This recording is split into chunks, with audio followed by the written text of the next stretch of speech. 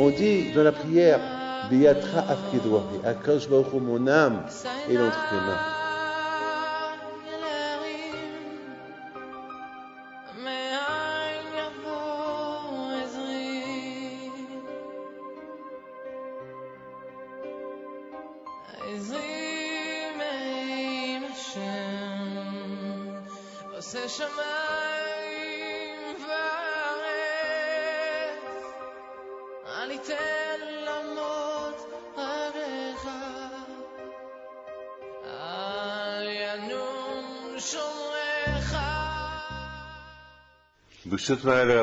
Avec la permission d'Hachem, nous allons essayer d'expliquer un peu la parachute de la semaine.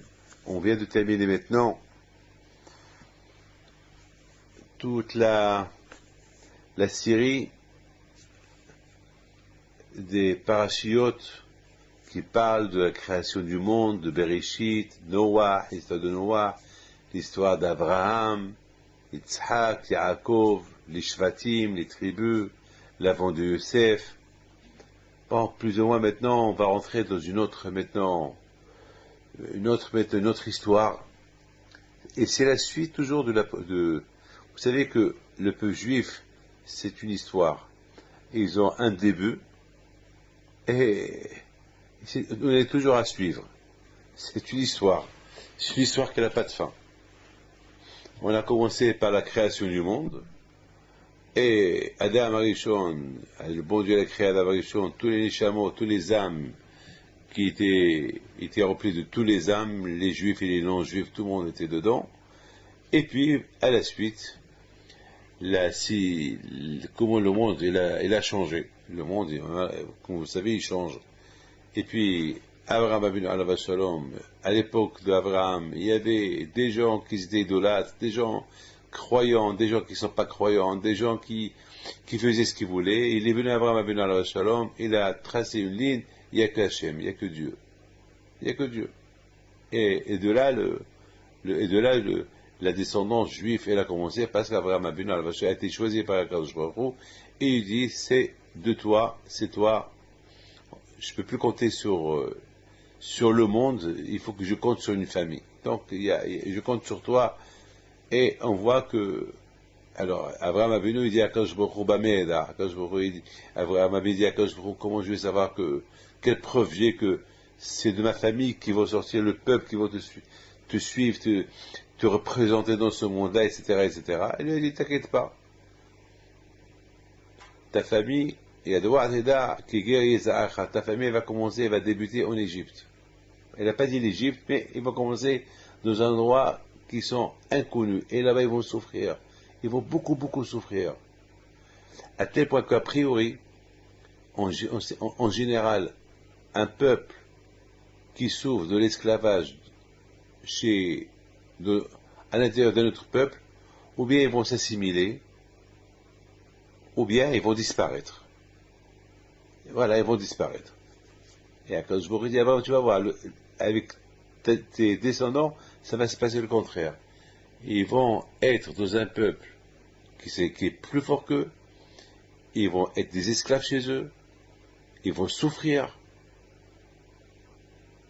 Et avec tout cela, le contraire, mais caché à nous, tout la Torah dit, de plus qu'ils vont le faire souffrir, ils vont rester soudés entre eux, ils vont rester entre eux, ils vont pas changer leur nom, ils vont pas changer leur identité, pas leur langage, pas leurs vêtements, ils vont rester, et c'est d'abord que je vais les libérer et je vais leur donner la Torah. Ça veut dire que, quelque part, Akadosh Baruch Hu a donné un entraînement au peuple juif, que là où nous sommes aujourd'hui, on a déjà reçu l'entraînement. L'entraînement de nos parents, ils sont déjà entraînés en Égypte. L'entraînement du judaïsme, que, avec toutes les souffrances qu'on peut nous faire souffrir, on peut tuer nos enfants, on peut faire de nous ce que les nations veulent, nous, on restera toujours attachés à Dieu. Et comme le passage qui dit, mais caché à nous auto, de plus qu'on nous fait souffrir, nous, on restera toujours le même peuple qui ne va jamais changer. Mes amis, c'est ça, Rabotai, l'idée que Hachem a fait, parce qu'il y a une question qui se pose. La question qui se pose, Quelle est la raison pourquoi? Parce que beaucoup de fois on se pose cette question-là. Mais c'est vraiment une question. Pourquoi le pauvre Youssef Hatzadik il devait souffrir? On pouvait dire, mais Hachem, pourquoi tu as fait ça? Pourquoi quand je me tu as fait ça? Pourquoi quand je tu as fait que le pauvre, si on lit l'histoire de Youssef, elle est terrible l'histoire de Youssef. La façon qu'il a été vendu sauvagement, souffert, jeté dans un puits. Vraiment, c'est après être esclave, être vendu, un garçon qu'il est gâté, un garçon qu'il a grandi dans la détente, il était gâté. Le pauvre, à la fin, il devient ce qu'il devient. Il imagine, pourquoi quand je pourrais être Hachem, il n'a pas un autre moyen pour que les Juifs, que Yaakov Abino, il descend, il va quelque part, que de là-bas, il deviendra un peuple. Pourquoi il fallait cette souffrance? Il fallait que Youssef, il soit fondu. Est-ce qu'il fallait qu'il souffre comme ça, Youssef? Et en plus, c'était risqué. Ça veut dire que les Shvatim, ses frères, la façon comment ils l'ont vendu, c'est risqué. Youssef c'était un bel homme, il aurait pu s'assimiler, il aurait pu être perdu, il aurait pu, je sais pas, on aurait pu perdre une tête, comme celle de Youssef Hatzadik, qui fait partie des sept tzadikim. Parce que vous savez que dans la soukha, on attribue chaque jour de la soukha un tzadik.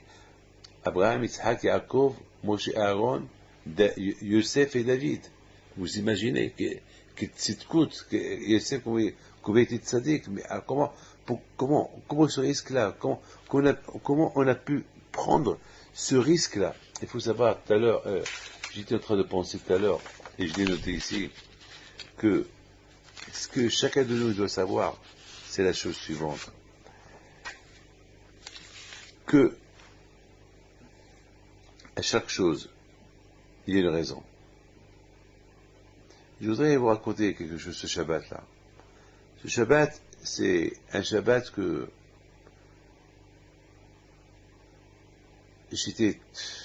j'ai pensé me reposer un peu ce Shabbat. Après 10 jours de voyage en Argentine, je me suis dit, bon, ce Shabbat-là, je vais me reposer un peu. Et malheureusement, ce Shabbat-là, vendredi, c'était le jeûne, on a jeûné. Et vendredi, bon, un de mes petits-enfants, on devait le prendre à l'hôpital. Et il est resté à l'hôpital tout le Shabbat. Ils l'ont opéré que samedi soir vers 2 heures du matin. Alors regardez, j'ai pensé me reposer. Et voilà, je ne me suis pas reposé. Ah, mais là, je me suis posé une question. Pourquoi? Pourquoi quand je serais voulu que j'ai pas, après 10 jours de fatigue en Argentine, est-ce que je ne mérite pas? Et en plus, j'arrive de l'Argentine, j'ai pas arrêté de recevoir les gens. Et j'étais crevé, fatigué. Je me suis dit, il y a des gens qui m'attendent. C'est pas grave. Je les reçois. Mais on m'a averti, on m'a dit à la maison, David, papa, arrête. Ma femme me dit, David, arrête. N'abuse pas, tu vas craquer, tu vas tomber. Mais moi, ma tête, elle ne craque pas. Elle ne craque pas. Pourquoi? Parce que dans ma tête, je me dis, les pauvres, il y a des gens qui m'attendent. Je peux pas leur faire, les pauvres, ils souffrent. Bon, moi, je vais me reposer. Toujours l'espoir, je vais me reposer. Mais il n'y a pas de repos. Alors, il a fallu que le Shabbat il vienne. Et voilà. Alors finalement, je me suis dit, eh ben justement, et si je me suis reposé, peut-être, quelque chose de grave il aurait pu arriver. Qui sait? Il y a des sibotes. Nous, on ne connaît pas les sibotes. Nous, on ne connaît pas les raisons de la Kadosh Baruch Hu. On n'est que des êtres humains. On ne connaît pas les raisons. Hachem, il a ses raisons. Il se peut que si vraiment je me suis reposé, quelque chose de plus grave aurait pu arriver.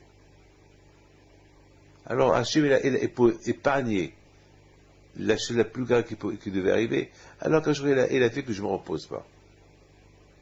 Et même samedi soir, je ne me suis pas reposé parce que j'ai attendu jusqu'à qu'ils ont opéré mon petit-fils, et après je suis venu à l'Yeshiva à 5 heures du matin pour donner un cours de Torah en Amérique. Donc quelque part, voilà, je ne me suis pas encore reposé. Après, je recevrai les gens. Et après, je vais aller voir à l'hôpital visiter. C'est-à-dire, voilà, il n'y a pas de repos. Finalement, à chaque chose, il y a des raisons. Nous, on ne connaît pas les raisons. Mais je voudrais simplement vous dire quelque chose. En général, vers minuit, j'éteins mes téléphones. Je les éteins. À minuit, je les éteins pour ne pas réveiller pour ne pas que le son du téléphone réveille réveiller les enfants, les petits-enfants qui dorment. Hier soir, c'était samedi soir. J'ai pas éteint le téléphone parce que, comme je vous ai dit, mon petit-fils était à l'hôpital, bon, Baruch Hashem, le passage s'est bien passé, tout va bien, mais bon, mais le téléphone, je l'ai pas éteint. Mais tu vas essayer de comprendre quelque chose d'extraordinaire. Vers 1h du matin, je reçois un coup de téléphone. J'ai dit, c'est bizarre, personne m'appelle à cette heure-ci. Parce que ma famille qui était à l'hôpital, c'est moi qui les appelle. Parce qu'eux, ils n'avaient pas de téléphone, c'est moi qui les appelle. Donc je me suis posé la question, et en plus, je vois dans mon téléphone, un téléphone qui s'affiche du Canada. Je prends le téléphone, c'est quelqu'un le pauvre, un de nos élèves, qu'à Chemillon voir il faut chez les mains. Il s'appelle David Cohen, le petit-fils d'un grand tzaddik qui était l'élève de mon grand-père Abraham Pinto. Ça fait 2 ans qu'il est gravement malade. Il a la grave maladie. Et le pauvre est gravement malade. Et chaque jour, le pauvre, il m'appelle, et toujours je lui parle, et je le console. Et chaque fois, il me dit, Rabbi David, je vais voir pas cette année, je vais aller pèleriner à Abraham Pinto. Et de ma tête, je dis, il a la émouna. Alors que les médecins, ils ont coupé espoir. Les médecins, ils disent, on ne comprend même pas comment il vit. Il devait mourir depuis 1 an. Et il vit encore. On ne comprend pas. C'est un miracle. Et on ne comprend pas. Parce qu'il a la maladie de partout. Il ne doit pas vivre. Il devait mourir. Il tient. Il a fait une grande échouva. J'étais chez lui au Canada il y a 3 mois. J'ai reçu les gens chez lui. Et c'est lui qui faisait rentrer les gens. Il était debout. Et tout le monde le voyait. Alors que le médecin ne comprenait pas. Même ce médecin, il est venu. Il n'arrivait pas à comprendre comment ce monsieur-là, il vit encore. C'est la force, la volonté de vivre. La volonté de vivre. Il veut vivre. Malheureusement, la maladie était trop grave. Et de plus en plus, il s'est éteint, jusqu'à que maintenant, il a perdu l'usage de la parole. Mais hier, c'était Shabbat. Hier, toute la famille était autour de lui, parce que les médecins, depuis 1 semaine, ils ont dit qu'il va mourir d'un jour à l'autre, d'une minute à l'autre. Il tient. Et hier soir, après Shabbat, il a dit à sa famille, je veux parler avec Rabbi David. Je veux parler avec... Il faisait des signes qu'il voulait me parler. Donc voilà. Le téléphone était allumé. Et je lui ai parlé. Le pauvre, il n'arrivait même pas à parler. Mais avec il faisait des gestes. Il parlait. Et je crois que je lui dis, est-ce que tu vois Rabbi Pinto? Est-ce que tu vois mon père? Est-ce que tu vois ton père? Et tout ça, c'est des gens qui sont déjà morts. Mais il dit, oui, je les vois. Et j'ai compris. J'ai compris, le pauvre, il n'a pas pour longtemps. En ce moment que je vous parle, je ne sais même pas s'il est encore vivant ou pas. Je ne sais pas. Je ne sais pas. Parce que maintenant, je vous parle, et je ne sais pas. Je ne sais pas. Mes amis, écoutez bien. Vous ne voyez pas que peut-être c'est une siba, peut-être Akadosh Baruch Hu, il sait que on ne peut pas savoir les choses de Akadosh Baruch Hu. Regardez, ce monsieur-là, il priait pour que je lui parle. Il attendait que Shabbat chez lui soit parce qu'il est au Canada. Et le temps que Shabbat il sort chez lui, chez moi, il est déjà 1h du matin. Et le téléphone, je l'ai laissé allumer. Pour une cause que j'attends avoir des nouvelles de mon petit-fils. Alors regardez. Akadosh Baruch Hu, il a fait que Hachem il a fait. Et en plus, mon petit-fils, on devait l'opérer le Shabbat. Ils n'ont pas opéré le Shabbat, ils l'ont opéré vers 1h du matin. Alors, si on aurait opéré le Shabbat, mes téléphones auraient été éteints.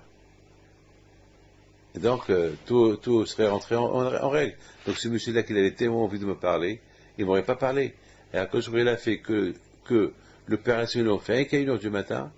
Et à 1h du matin, on m'a appelé. Et au moment qu'on m'a appelé, on m'a annoncé de l'autre côté que maintenant, ils vont l'opérer. Regardez, des choses là. Donc, à chaque chose, il y a une siba.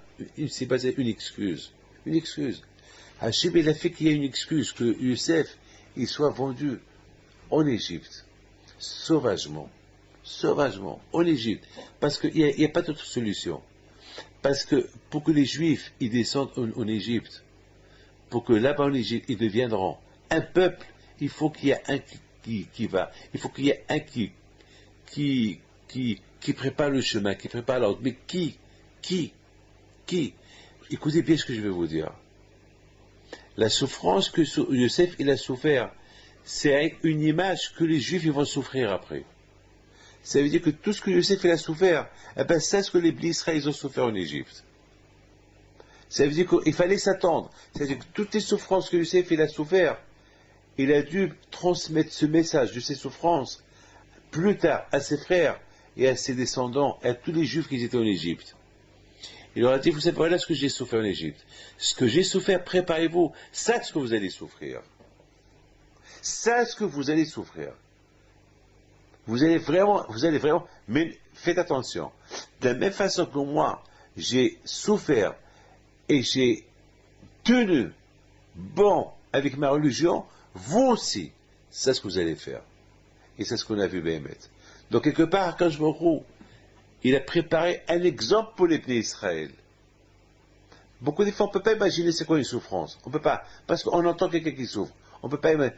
Mais lorsque quelqu'un qui a souffert et que c'est lui qui te décrit combien il a souffert, ah là tu comprends. Mais si simplement quelqu'un te raconte, ah tu sais tel il souffre. Bon, tel il souffre, mais comment il souffre on ne sait pas. Mais si c'est ce tel et tel lui-même, il te dit ce qu'il a souffert, là il va te faire comprendre c'est quoi la souffrance. Comme par exemple, on dit pour le Shabbat, lorsque Moshe Rabbeinu il a réuni les Juifs, il leur a parlé du Shabbat. La question que Rav Chaim Zaitchik, alav shalom, il pose une belle question.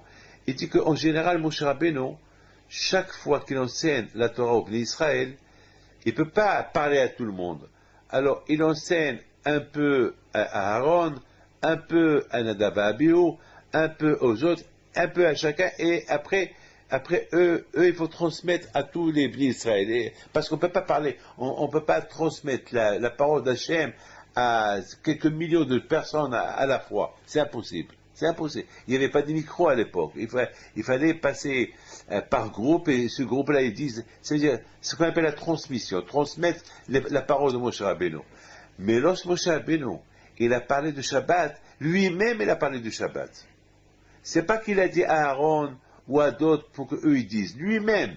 Alors, Chaim Zaitchik pose une question, pourquoi Moshe Rabbeinu, il n'a pas transmis la Torah à d'autres, que eux, ils transmettent à d'autres, et d'autres à d'autres, jusqu'à que tout le peuple d'Israël, ils vont apprendre ce que la parole de Moshe Rabbeinu, pourquoi Shabbat, Moshe Rabbeinu lui-même, Vayakel Moshe, il les a tous réunis, même les enfants, même les femmes, tout le monde, il leur a parlé du Shabbat. Ça, c'est la question qu'il pose Chaim Zaitchik. Alors moi, j'ai répondu sur cette question une belle réponse. Une super réponse. J'ai dit que Yaakov Abinu alav shalom, lui, il était au ciel. Alors, je m'excuse encore une fois. Je ne sais pas si c'est ma réponse ou si c'est sa réponse. Alors, si c'est ma réponse, c'est ma réponse. Si c'est pas ma réponse, c'est sa réponse, alors qu'il m'excuse que j'ai dit, c'est moi qui la réponds. Je ne peux pas voir. Moi, je ne me rappelle pas. Mais voilà la réponse. Disons la réponse, elle est à nous, ou elle est à lui, ou elle est à moi, mais la question est à lui. Alors, Chaim Zaitchik. Alors, écoutez bien la réponse. Moshe Rabbeinu alav shalom était au ciel. Il était dans le ciel. Et c'est là-bas qu'il a appris la Torah de chez Akadosh Baruch Hu. Qu'est-ce qui se passe dans le ciel? Je ne sais pas si vous avez une idée qu'est-ce qu'il y a dans le ciel. Dans le ciel, il n'y a pas de manger. Dans le ciel, il n'y a pas de manger. Il n'y a pas de restauration. Il n'y a pas de femme. Il n'y a pas de famille. Il n'y a pas de business. Il n'y a pas de plage. Il n'y a rien. Là-bas, c'est que la Torah. Là-bas, les tzadikim, c'est le monde des âmes. Les tzadikim, ils sont assis autour d'Hachem, et ils entendent la parole d'Hachem. C'est ce qu'on appelle Olam Haba. C'est un autre monde. C'est un monde qui s'appelle Olam Haba. Qui s'appelle Haba. Haba, ça veut dire le futur, l'avenir. Ce monde-là, il s'appelle Hazé. Ici, parce qu'on est là. Alors, on est là, lorsqu'on est là, on n'est pas là-bas. Là-bas, ça s'appelle Haba. Ici, ça s'appelle là, Olam Hazé, ce monde-là. Lorsqu'on parle de l'autre monde, on dit l'autre monde. Là-bas, c'est l'autre. Ici, c'est ici. Olam Hazé. Donc ce monde-là, il s'appelle Hazé, et l'autre monde s'appelle là-bas. Maintenant, Hachem nous a donné un Shabbat. Pourquoi? Hachem, il veut nous faire goûter c'est quoi là-bas, ici. Vous avez compris? C'est-à-dire, on peut être ici et là-bas. C'est quoi là-bas? Là-bas, c'est là-bas. Alors, comment? Mais là-bas, c'est un autre monde. C'est un plaisir extraordinaire.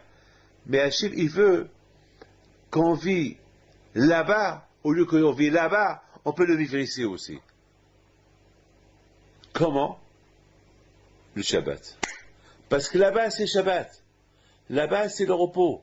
Là-bas, il s'appelle, c'est le monde du repos. C'est Shabbat. Comme que Shabbat ici, on se repose, eh ben là-bas, ça s'appelle le monde du repos. Alors, Hachem, quelque part, il veut nous faire goûter, c'est quoi le monde du repos dans ce monde-là. Alors, Hachem nous a donné un cadeau. Le Shabbat, ben, c'est un cadeau. Regardez, même le manger comme un Shabbat, il a un autre goût que pendant toute la semaine.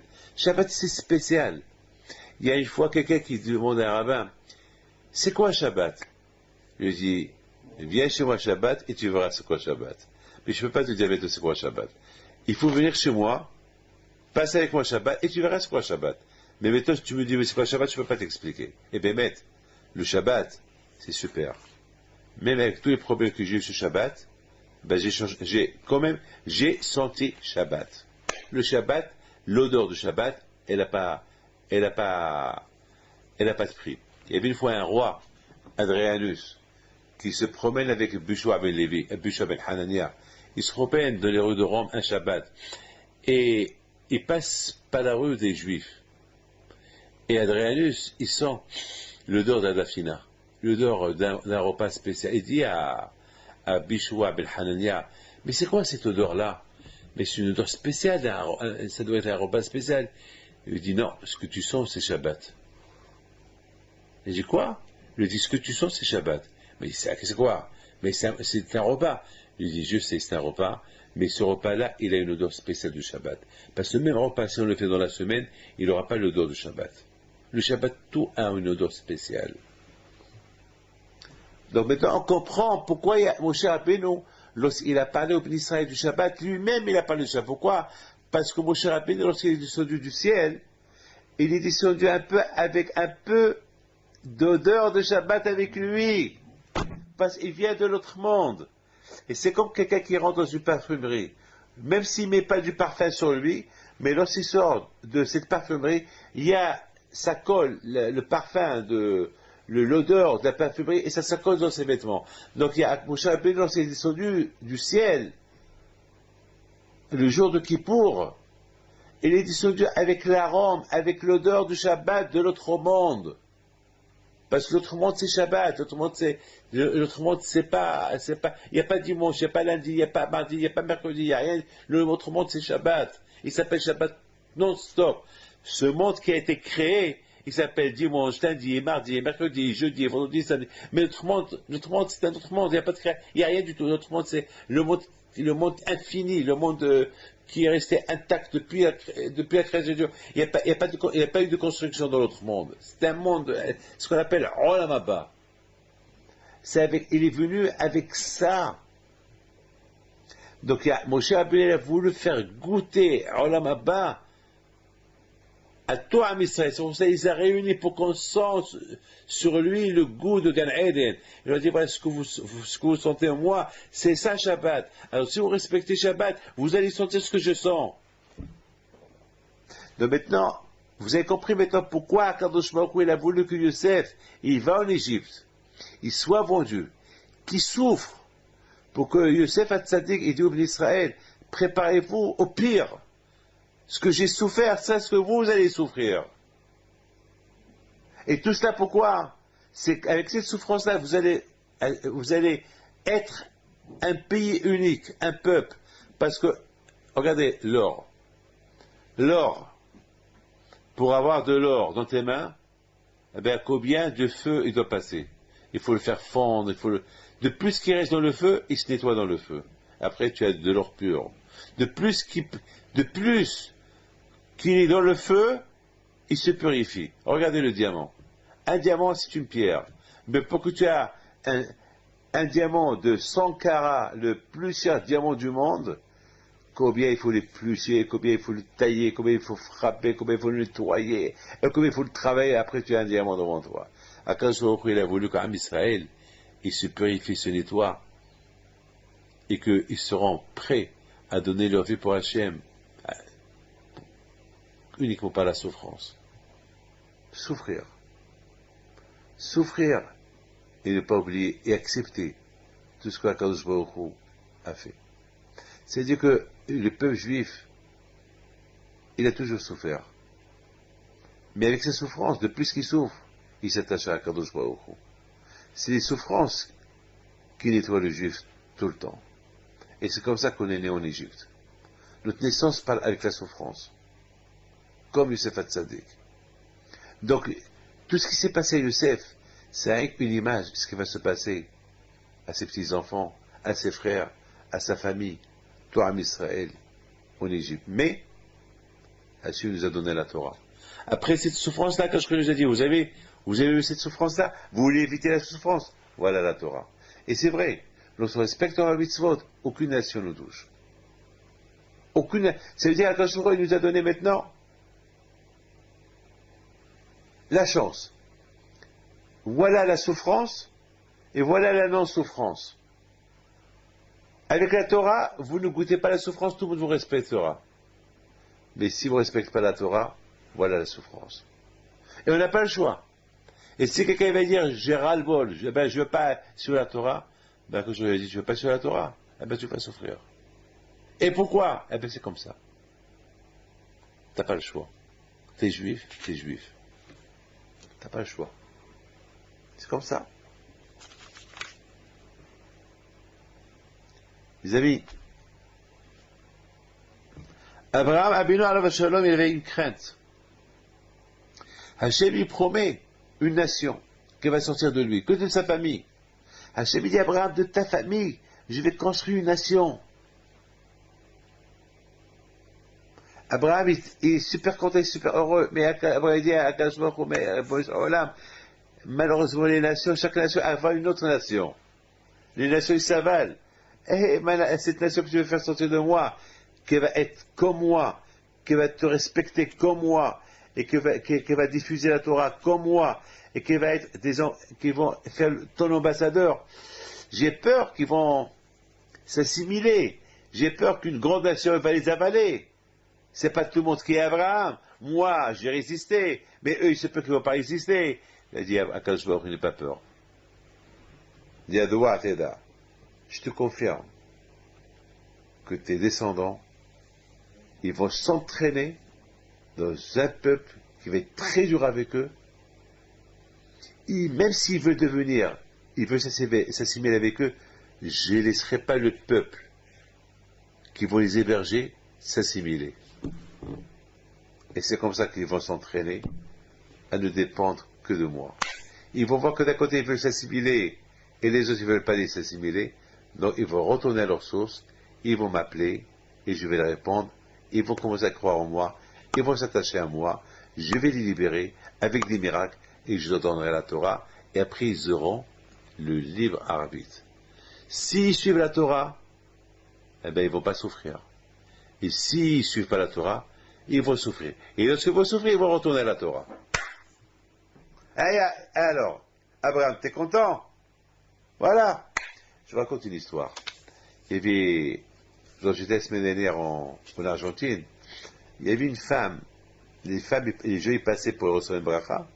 Il y a une femme qui passe, et le rabbin me dit, cette femme-là,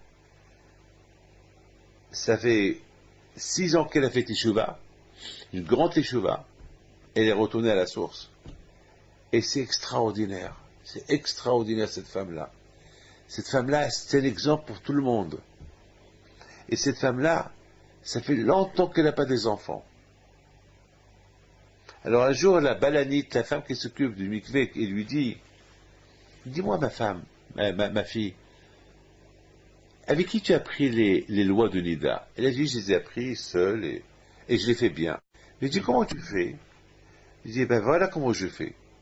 Alors la femme, elle lui dit, la balanite, elle lui dit, Ma fille, je pense que tu t'es trompée. Ça fait 6 ans que tu fais le mikvé, mais tu le fais mal. Parce qu'au lieu que tu fais 7 jours, tu fais que 6 jours. Parce que toi, tu calcules, tu calcules mal le cycle de Nida. Au fait, c'est 6 jours que tu fais. Alors maintenant, viens, on va relire les lois. En 1 heure, je vais te les apprendre. Puis maintenant que tu es dans le 6e, alors tu attends jusqu'à demain soir, c'est le 7e. Et c'est ce qu'elle a fait la femme. Et le même mois, elle est tombée enceinte. La pauvre, cette femme-là, elle a souffert dans sa teshuva. Elle respecte rien du tout. Parce que les médecins lui ont dit, si tu fais pas la pureté familiale, tu auras les enfants. Mais elle ne voulait pas. Elle a dit non. La Torah, elle m'interdit. Et regardez.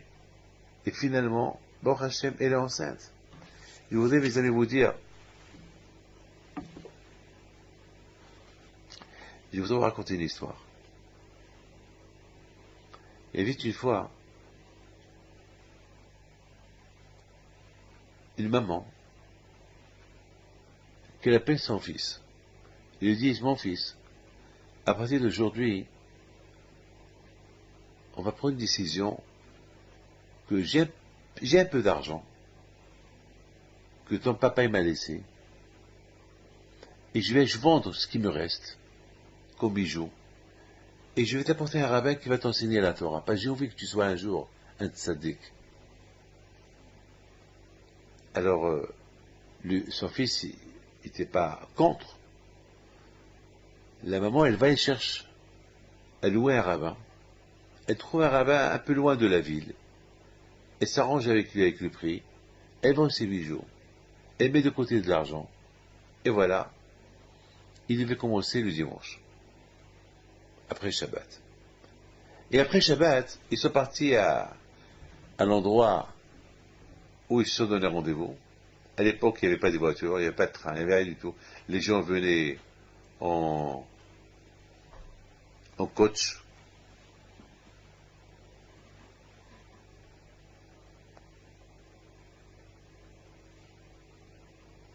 Et les bus de l'époque, ils arrivent. Et le rabbin, il ne vient pas. On attend le 2e, 3e, vers le soir. La mère, il dit à son fils, bon, mon fils aujourd'hui n'est pas venu, dommage. Bon, peut-être il a eu un empêchement. Son fils lui dit, maman, mais ça y est, même s'il ne vient pas d'aujourd'hui, bon, ça y est, demain il viendra. Et lui dit, mon fils, c'est vrai que demain il viendra, mais on a perdu aujourd'hui. Tu as perdu l'étude aujourd'hui. Ce que tu as perdu aujourd'hui, tu ne peux pas le récupérer demain. Tu ne peux pas le récupérer demain. Tu as perdu quelque chose. Aïe, aïe, aïe, aïe, aïe, aïe, aïe, aïe, aïe, c'est la folie, c'est la folie. Combien des jours on perd? Combien des jours on perd?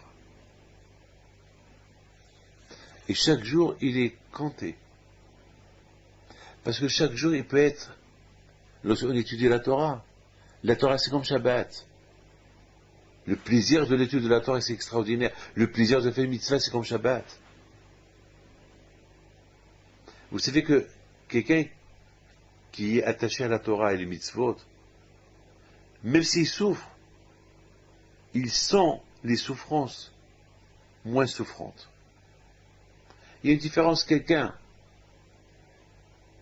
qui est attaché à Dieu et il souffre, qui ne va pas sentir ses souffrances à 100%, quelqu'un qui ne fait pas Torah et mitzvot ou qui n'est pas croyant, que lorsqu'il souffre, vraiment il souffre.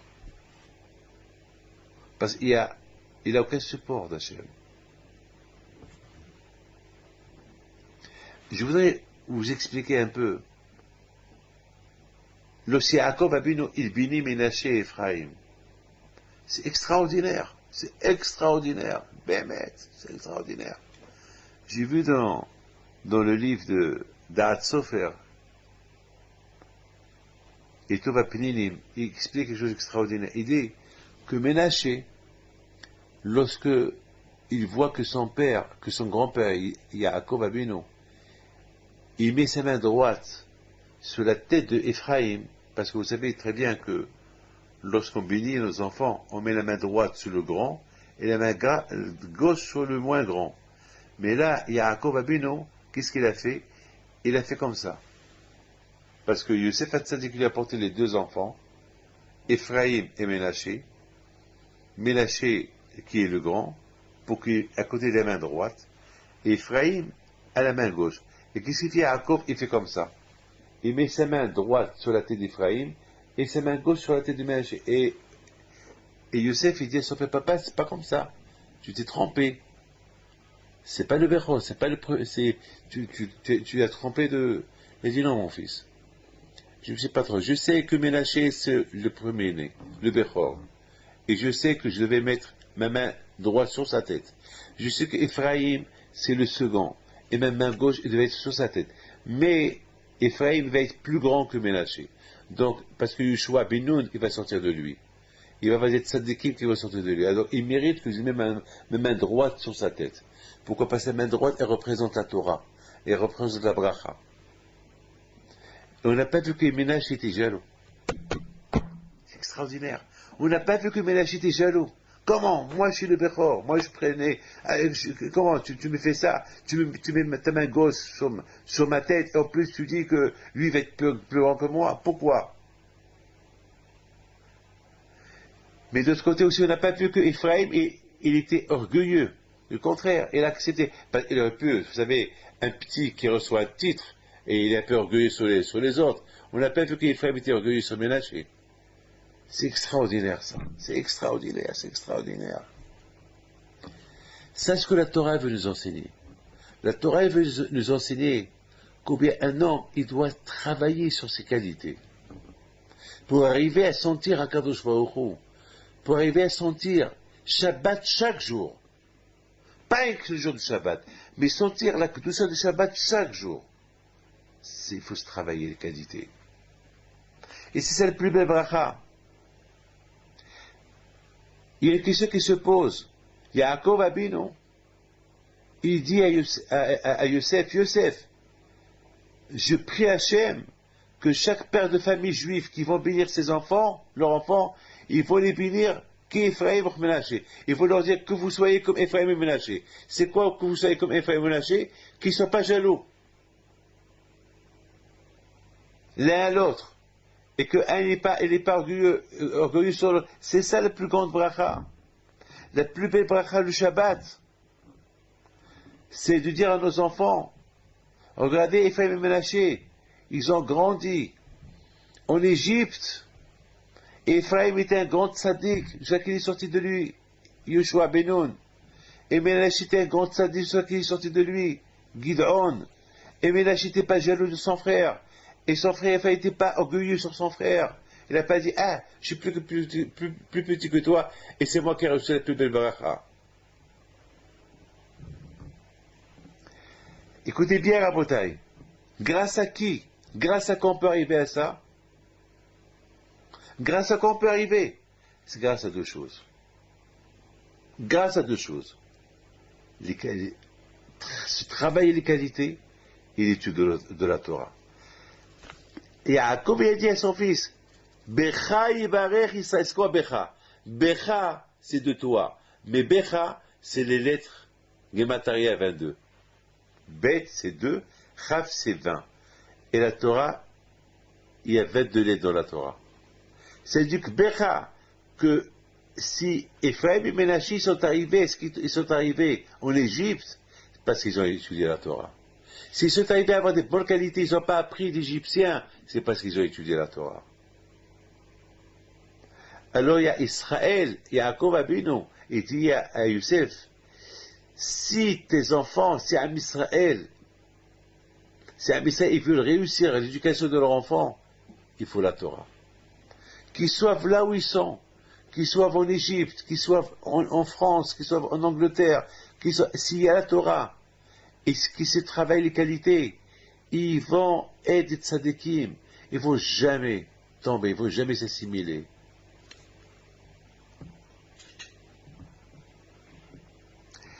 Ephraïm, qu'il a étudié la Torah, Bibitoul, il était un prince, Ephraïm. Il a étudié la Torah avec humilité. Ménaché, il ne s'est pas dit, pourquoi Yaakov il étudie la Torah avec Ephraim et moi, je suis obligé de leur apporter à manger. Au lieu qu'il se révolte, non. C'est pas possible que Ephraim, il travaille et étudie la Torah. Il faut que quelqu'un travaille et l'autre étudie la Torah. Comme Israël et Zvulon. Zéo Koha, c'est ça la force de la Torah. C'est des conseils que la Torah nous donne. Apprenez d'Ephraim, qui n'était pas orgueilleux sur Ménaché. Apprenez de Ménaché qui n'était pas jaloux de Ephraim. Apprenez, ils étaient en Égypte, ils ont étudié la Torah en Égypte. Apprenez, ils auraient pu perdre leur temps en Égypte. Ils ont gagné chaque jour. Ils n'ont pas raté au piège depuis que Youssef Hatzadik, il a commencé à leur enseigner la Torah, il leur a dit, vous savez que nous sommes une famille spéciale, une famille d'Abraham, Isaac et Yaakov, une famille de Torah. On est des Ivrim. C'est quoi Ivrim? On fait partie au passé. C'est quoi le passé? Il faut qu'on s'adapte, il faut qu'on reste attaché à notre passé. Aujourd'hui, malheureusement, les gens ils veulent voir l'avenir. Mais les Avot HaKadoshim, toujours ils ont vu le passé. C'est quoi le passé? La création du monde. Comment le monde était rien du tout, et Hachem a créé l'homme pour un but, le servir. C'est ça le passé. On devra toujours le passé. J'ai pensé dire, pourquoi Hachem a créé Adam en dernier? Pourquoi Hachem n'a pas créé Adam en premier? Vous savez pourquoi? Parce que Hachem a voulu que Adam, il voit un peu le passé, ce qui s'est passé avant qu'elle ait été créée. Donc même Adam, il s'appelle Ivri. Ivri, mais du verbe avar. Comme Ivrit. Ivrit, c'est quoi? Ivrit, c'est l'hébreu. Et l'hébreu, c'est les Hébreux. Et les Hébreux, ils ont existé au passé. Parce que maintenant, on n'appelle pas les Juifs les Hébreux. On les appelle les Juifs, ou les Israéliens. On ne les appelle pas les Hébreux. Les Hébreux, c'est du verbe avar, Ivri. Donc Hachem a créé Adam pour qu'il voit toujours son passé. C'est quoi son passé? Les animaux, ils sont nés avant lui. Ils sont mieux que lui. Mais s'il respecte la mitzvot, on va lui dire, tout ça a été créé pour toi. Toi, tu as été créé en dernier pour trouver tout prêt. Tout est pour toi. Mais s'il ne suit pas ton mitzvot, on lui dit, ceux-là, ils sont mieux que toi. Donc toujours, il faut voir toujours moi, David Pinto, chaque fois que je veux fauter, je pense à mes parents. Je pense au passé. Comment je peux faire ça? Et mon grand-père, il me voit du ciel. Voilà la bataille. Comment Youssef Hatzadik a éduqué ses enfants en Égypte. Yaakov il a laissé un message à ses frères. Hé mes frères, vous allez venir en Égypte, vous allez vous installer en Égypte. Mais l'Égypte, c'est double sens. C'est double tranchant. Ou vous allez souffrir comme moi j'ai souffert, ou bien si vous restez attaché à la Torah, vous n'allez pas souffrir. Souffrez dans la Torah. Parce que lorsqu'on étudie la Torah, c'est une souffrance. Ou bien une souffrance physique. Choisissez. Il leur dit, c'est pas facile. Pardon, c'est pas difficile. La preuve l'a ménagé Ephraim. Ils ont étudié la Torah en Égypte. Et regardez comment ils sont. Tzadikim. Ils sont des tribus.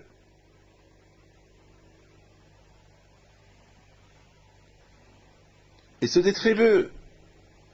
Regardez, un n'est pas jaloux de l'autre. Un n'est pas orgueilleux sur l'autre. Grâce à et la preuve qu'il y a Yaakov Abinu, il aura fait une bracha que chaque juif il bénira ses enfants comme Ménaché Ephraim. Comme Ephraim et Ménaché. Becha Yebarech Israël. Chaque juif il bénira ses enfants. Soyez comme les enfants de Yosef, Ephraim et Ménaché. Pourquoi? Parce que Becha, parce qu'il aura enseigné la Torah. C'est-à-dire que la vraie bracha, lorsqu'il y a Becha, lorsqu'il y a la Torah, Vezot a bracha. Et Vezot, dans la Kabbalah, on dit Vezot, c'est la Torah. Vezot, c'est la Shekhinah. Lorsqu'il y a la Torah, la Shekhinah, Hachem, il te protège, il vous protège. Lorsqu'il y a la Torah, vous êtes protégé. Becha, si on veut vraiment recevoir la bracha, le Shabbat, et sentir le Shabbat, et sentir des sensations extraordinaires, lorsqu'il y a Becha. lorsqu'il y a la Torah. Maintenant, on comprend très bien que celui qui étudie la Torah, pardon, celui qui respecte Shabbat, comme s'il a étudié toute la Torah, et celui qui respecte Shabbat, il étudie la Torah, avec cette Torah, elle est multipliée. C'est la plus belle bracha. Et cette bracha, on l'a fait à nos enfants le Shabbat. Le Shabbat, parce que le Shabbat, c'est un jour spécial. Le Shabbat, on sent le Shabbat. Il y a eu une préparation pour le Shabbat. Tout est spécial le Shabbat. Et lorsque le Shabbat, on bénit nos enfants, c'est comme on s'engage. Je m'engage, Becha, je m'engage que tu sois comme Ephraim et Ménaché. Pour que tu sois comme Ephraim et Ménaché, il faut que je t'enseigne la Torah. Becha, il faut que la Torah soit ancrée en toi. Becha, dans toi. Becha et soit la Torah ancrée. C'est quoi le mot Becha? Hein? En toi. Bach. Israël, Asher, Itpaer, Bach. Becha, en toi, Kashkoili, Mitpaer. Akash Baruch Hu, il a un plaisir de voir Israël. Israël, c'est Becha et Paer. Encore Becha. Pourquoi? Parce qu'il y a Becha. Parce que dans toi, il y a Torah Trabet Me'ai. Il y a Becha, il y a la Torah. Alors, Rabotai, il y a des gens qui bisent leurs enfants, soit comme Ephraim Menaché, ils ont Internet, ils ont tous les bêtises à la maison, et ils sortent. Alors, quelle bracha c'est? C'est pas une bracha. La vraie bracha, si lorsqu'on s'engage, les parents ils s'engagent à inculquer la Torah, Becha, Betoch Libam, dans leur cœur. Alors ils peuvent être comme Ephraim et Ménaché, comme qu'ils ont grandi en Égypte. Comme Ephraim et Ménaché, ils ont grandi en Égypte, et restés juifs, Ephraim et Ménaché, jusqu'à qu'ils aient eu le titre de deux tribus, parce qu'il y a eu Becha, parce qu'il y a eu la Torah. Mes amis, je voudrais terminer avec si Dieu veut, avec une phrase. De là, vous voyez, Elle est Shemot Ben Israël, etc., de là, vous voyez que l'Am Israël, il respecte la Torah qui s'appelle Shemot. Parce que la Torah, elle s'appelle les noms de Dieu. Mais elle est Shemot Ben Israël. Et voici les noms des Ben Israël. C'est quoi, qu'est-ce que cela veut dire? C'est que les noms des Ben Israël, ils ont un kesher, un lien avec toutes les lettres de la Torah.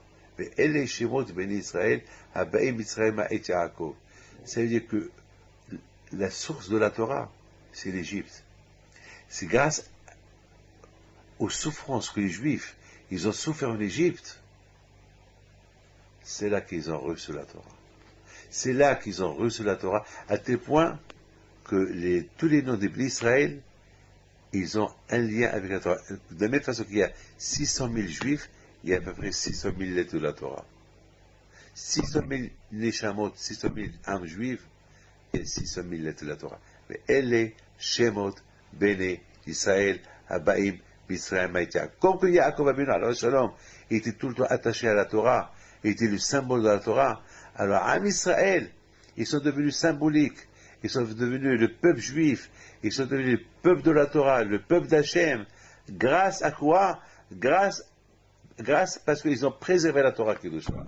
Ils se sont préservés dans la Torah Kedusha. Le fait qu'ils ont préservé la Torah, ils ont reçu et comment ils sont adaptés à la Torah, ils sont devenus un peuple, c'est grâce aux souffrances qu'ils ont souffert en Égypte. En Égypte, ils ont appris deux choses, ou trois choses. Ils ont appris qu'ils n'ont pas le choix que d'être juifs. Que lorsqu'ils ne veulent pas être juifs, ils vont souffrir. Ils ont appris que s'il y a la Torah, il n'y a pas de souffrance. Et s'il y a la Torah, et s'il n'y a pas la Torah, s'il y a la Torah, il n'y a pas de souffrance. S'il n'y a pas la Torah, il y a la souffrance. Ils ont appris la chose capitale. Que pour s'épargner de la jalousie et de la haine et d'avoir des bonnes midotes, il faut qu'il y ait le travail sur soi pour avoir des bonnes qualités et en même temps la Torah. Ça, c'est ce qu'ils ont appris les Israël en Égypte. Et c'est les Juifs qui se sont formés à être un peuple. Mais on comprend très bien, Kadosh Baruch Hu, ne croyez pas que le bon Dieu n'a rien à faire. Il va faire souffrir les Juifs. Non, il avait une raison à Kadosh Baruch Hu. Il voulait à Kadosh Baruch Hu que les Juifs, ils deviennent un peuple. Qu'ils apprennent qu'ils n'ont pas le choix que d'être Juifs. Qu'ils apprennent qu'ils choisissent ou une souffrance physique ou une souffrance de la Torah. Kadosh Baruch Hu, il a formé le peuple juif. Il leur donne un exemple. Regardez Yosef. Ce que Yosef a souffert, c'est ce que vous allez souffrir. Mais, de l'autre côté, regardez Yosef et ses enfants. Ses enfants, ils étaient tzadikim. Pourquoi? À cause de la Torah. Donc, pour éviter les souffrances, la Torah. Vous voulez souffrir? Alors regardez ce que Yosef a souffert. C'était que Yosef le pauvre, il était comme un exemple. Yosef s'était assumé, il a voulu que Yosef soit un exemple pour le peuple juif. Voilà les souffrances des Égyptes. Voilà ce que vous allez souffrir en Égypte. Mais, avec toutes les souffrances, vous allez rester toujours Yosef. Vous pouvez rester comme Yosef Hatzadik et ses enfants. D'ailleurs, à la mort de Yosef, lorsque les Juifs ils ont quitté l'Égypte, c'est écrit Ve'et Atzmut Yosef Lakru. Ils ont pris les ossements de Yosef. Je me suis posé une question, pourquoi la Torah nous dit qu'ils ont pris les ossements de Yosef? Pourquoi on allait dire qu'ils n'ont pas pris les ossements de Yosef? Non. Alors pourquoi la Torah nous dit qu'ils ont pris les ossements de Yosef? Et qui a pris les ossements de Yosef? C'est Moshe Rabbeinu. La réponse, elle est super. Parce que la Torah, elle veut nous apprendre. Aïe, aïe, aïe. Moshe Rabbeinu représente la Torah. Que si les bénissants religieux, ils ont étudié la Torah, ils n'auraient pas souffert ce que Yosef a souffert. Si les Juifs, ils ont souffert les souffrances qu'il a souffert Yosef Hatzadik, parce qu'ils ont voulu se promener, se balader, et lorsqu'ils ont voulu suivre l'exemple égyptien, alors ils ont souffert. Mais si ils seraient restés à Eretz Goshen, comme chez Beth Lévi, ils auraient étudié la Torah, eh ben ils n'auraient pas souffert. Donc c'est pour ça, dans le désert, il y avait le cercle de Yosef et le Aaron, l'arche de la Torah, ils marchaient ensemble. Pourquoi ils marchaient ensemble? Vous savez pourquoi? D'après ce que j'ai dit, vous comprenez. Pour rappeler à chacun, si vous étudiez la Torah, vous n'allez pas souffrir les souffrances de Yosef. Et si vous n'étudiez pas la Torah, alors vous allez souffrir les souffrances de Yosef. Yosef, Hachem il a pris, mais Yosef c'est un tzaddik, mais Yosef c'était symbolique. Yosef c'était symbolique, ce qui allait se passer avec nous.